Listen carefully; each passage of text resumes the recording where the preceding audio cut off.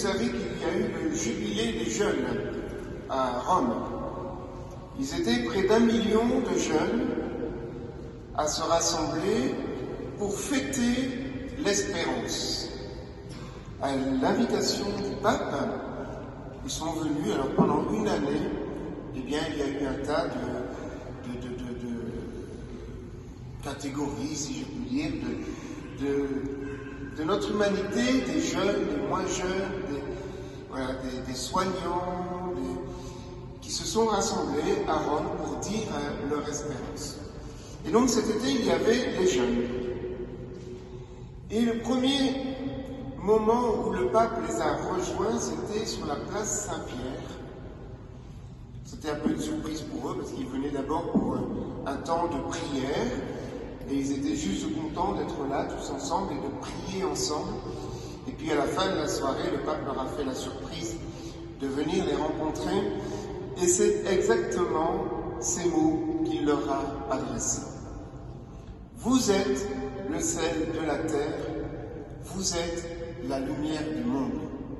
Alors je ne suis pas le pape, ça n'aura échappé à personne, mais comme évêque de Namur, et finalement collaborateur du pape, eh bien, je reprends ces mêmes mots, qui sont ceux de l'Évangile, pour dire combien, dès maintenant,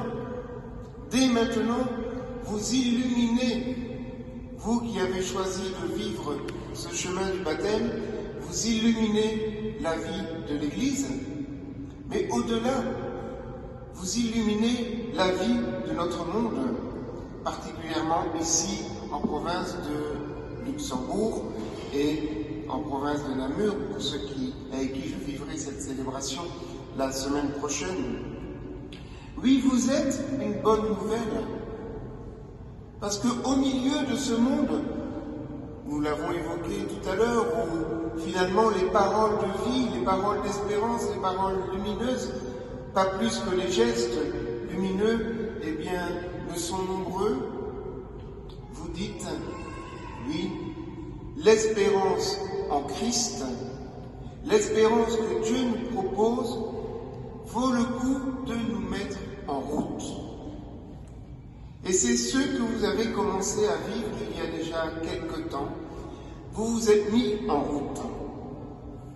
Alors, avant que le pape ne livre cette parole aux jeunes sur la place Saint-Pierre, avant que je ne la reprenne ici avec vous, cette parole est celle du Christ. Et vous aurez remarqué qu'il s'adresse à ses disciples, ceux qui s'étaient mis en route à sa suite.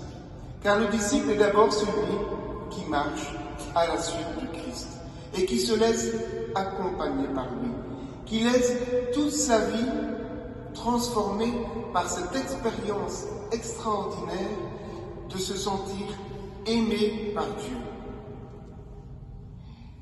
Et donc, si cette parole nous est adressée à nous aujourd'hui, c'est que nous-mêmes, nous sommes disciples. Nous qui avons déjà été plongés dans la mort et la résurrection du Christ, nous qui nous apprêtons à l'être, nous sommes appelés à être des disciples.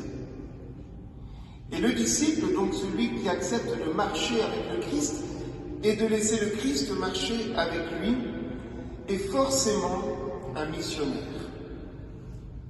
Alors, nous l'avons évoqué tout à l'heure, parmi nous, il y a des prêtres qui ont été et qui le sont encore missionnaires, qui ont traversé le monde entier pour annoncer la bonne nouvelle du ressuscité. Imaginez-vous la joie que c'est que d'aller à l'autre bout du monde, de leur dire « Chers amis, le Christ est vivant, il est ressuscité ». Ça, c'est la mission du disciple et de l'apôtre. Eh bien, cette mission devient la vôtre aussi, vous qui vous apprêtez à recevoir ce baptême. Vous devenez des disciples missionnaires. Alors, évidemment, je ne m'attends pas à ce que demain, soit en allant au collège, soit en allant au travail, vous vous mettiez à proclamer partout « Ah, tu sais, le Christ est vivant et Dieu t'aime ». Vous pouvez le faire, mais voilà, ça posera peut-être quelques petits soucis, mais laissez votre enthousiasme finalement parler, ça c'est pas mal. Donc d'abord, soyez vous-même des disciples. Laissez le Christ vous emmener sur un chemin qui ne peut que vous conduire au bonheur.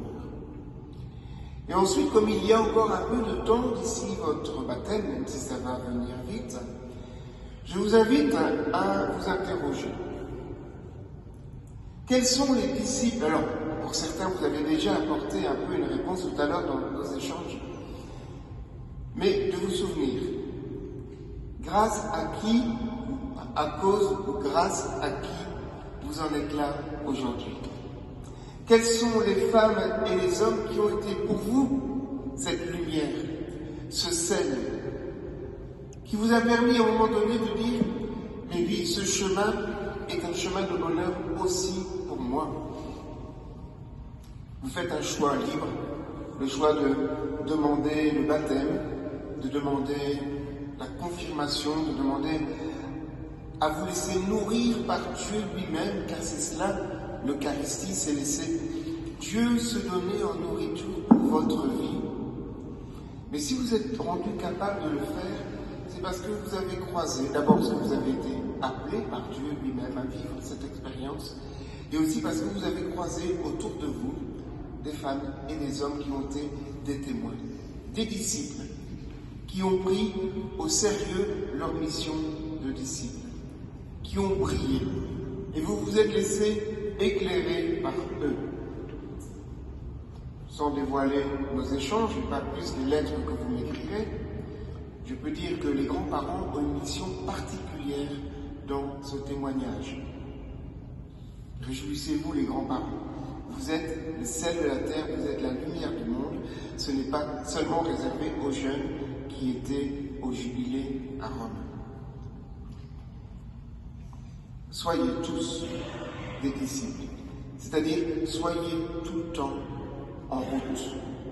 Le disciple est celui qui marche avec le Christ, qui traverse le monde pour annoncer cette bonne nouvelle. Christ est vivant, je l'ai rencontré parce que c'est cette expérience que vous faites, c'est la rencontre de Christ.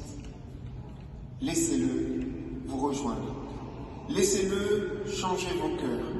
À vous, bien sûr, qui allez recevoir le baptême, mais vous qui êtes baptisés depuis bien plus longtemps, qui peut-être êtes aussi un peu installés, voilà. Ben oui, parce que la vie chrétienne, quelquefois, elle ronronne. Eh bien, l'occasion nous est donnée par ces jeunes, parce qu'ils sont tous jeunes quand même, qui demandent le baptême, de nous-mêmes nous laisser rejoindre, bousculer. Comment suis-je disciple aujourd'hui?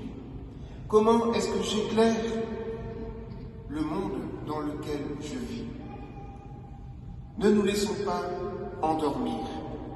Le Christ est vivant. Le Christ nous appelle à rayonner. C'est notre mission, sans nous mettre la pression, simplement en le laissant habiter en nous.